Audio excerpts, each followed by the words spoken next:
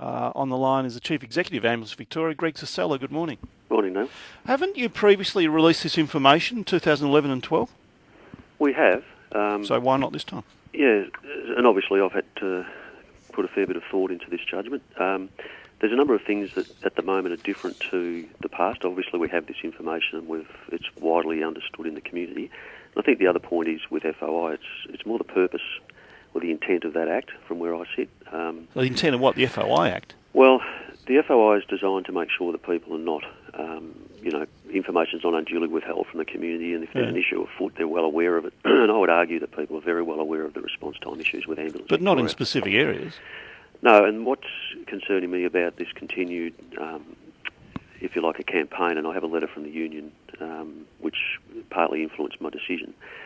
We don't measure branches in terms of their performance on the 90th percentile performance of each branch. So, for example, if Richmond is at Monash Medical Centre and we dispatch them from Monash, it's not being responded from Richmond. So we don't actually operate that way. So what are the figures you released in 2011 and 12 that you now won't? Well, we have the figures of how each branch performs at the average and at the 90th percent, but that's not how we measure our actual statewide performance. And it's this distortion that's worrying me, because it doesn't actually reflect how we operate. If we were to operate and measure every single branch, we would need to probably quadruple or 5 times larger ambulance service to make sure every ambulance is at their branch. But just the other day, the Premier was telling Parliament response times in Geelong had improved. Now, how does he know that? Improved in April. We have the information on it. This is not about whether we have it or not. So if the Premier's got it, why shouldn't the public have it? Well, the public already have it. They've got months and months and months worth of it. Not for specific branches. Yes, we've been releasing this for some time. So it's no surprise and no secret. What I'm worrying about is that the campaign about ambulance performance per branch, it's interesting information and it's critical to some people, and I wouldn't disagree that the Auditor General's report pointed out letting localities know how the performance is going, I think, is a good thing. But it doesn't mean that we measure the performance at each locality against 15 minutes. So what are you not releasing here? I'm wanting to have this consideration of how the FOI Act is being applied in this instance for ambulance being measured by every single branch. Really, that just totally confuses me. What is it you don't want to release? Regardless of the logic and the reasons, what is it you don't want to release? Well, the request we've received is, as you outlined at the beginning of your program, the list of 50th and 90th percentile at each branch against the total number of incidents.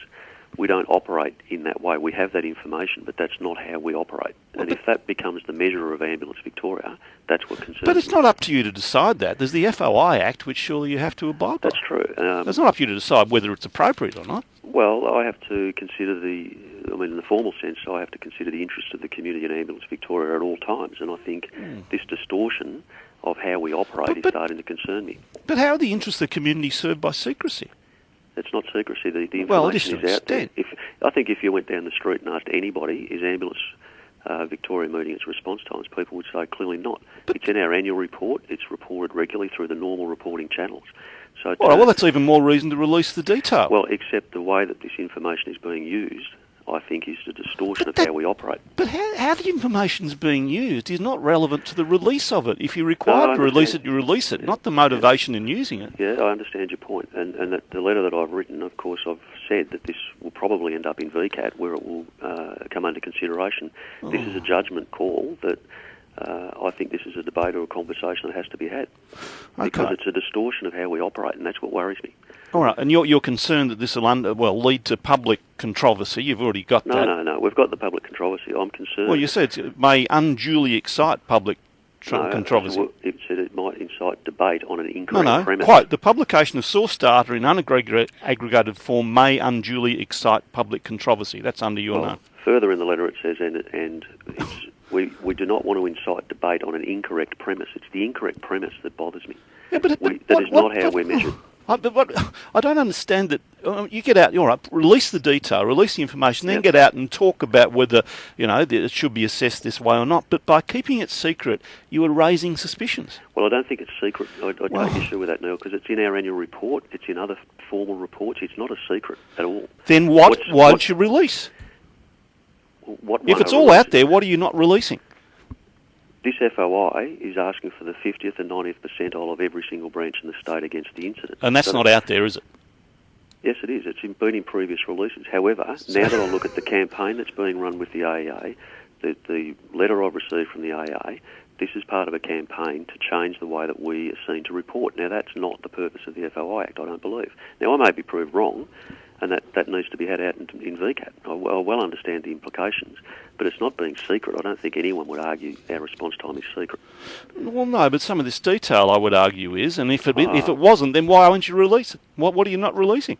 Well, you see my point. You're saying it's not secret. I said, well, release it. No, I see the point, but what I'm saying is the part is that it creates an incorrect premise of how we operate, and that's the thing that's concerned me. And we've had this conversation over the years.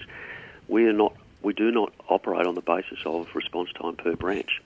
The union have written to me saying that they expect to begin a campaign at 8 minutes at the 90th percentile for every single branch.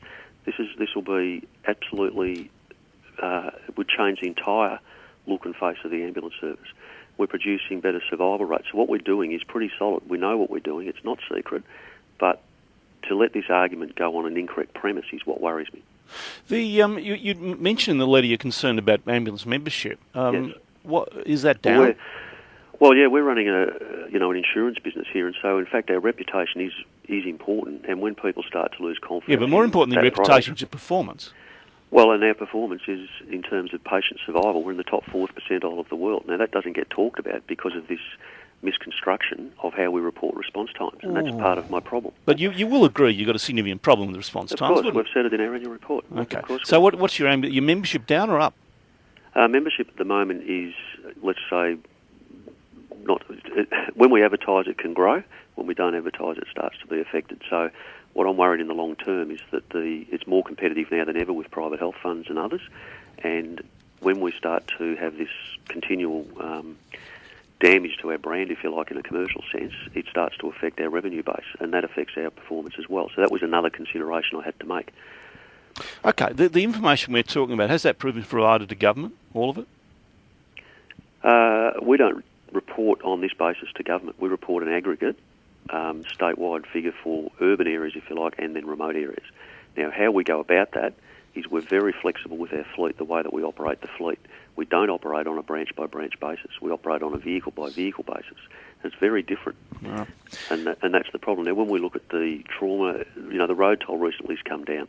We've had a lot to do with that. Cardiac arrest survival has doubled.